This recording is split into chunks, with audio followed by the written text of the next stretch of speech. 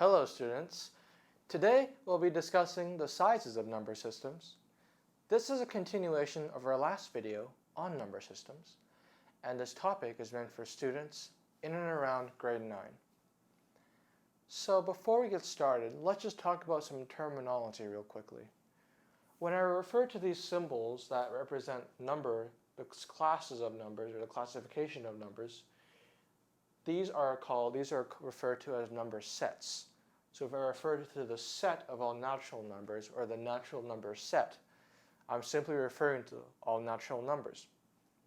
And when I refer to the cardinality of a set, I'm referring to the size of that set or the number of elements in that set. So if I were to say the cardinality of the whole number set, I'm basically saying how many whole numbers there are, or the number of whole numbers that there are. All right, let's get down to details. So first of all, notice that some of these sets contain other sets. So for instance, the set of all natural numbers is contained within the set of all whole numbers. The set of all whole numbers is contained within the set of all integers, and the set of all integers is contained within the set of all rational numbers. From there you might say, okay, so these sets have different cardinalities, or they have different sizes, right? Well, that would be a logical conclusion, but unfortunately, it's wrong. In fact, all of these sets, these four sets, have the exact same cardinality. Confused?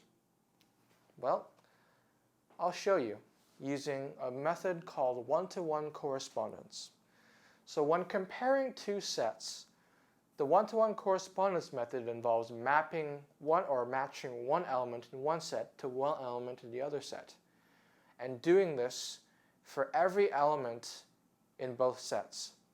If you can match every unique element in one set to every unique element in the other set, then both sets are the same size.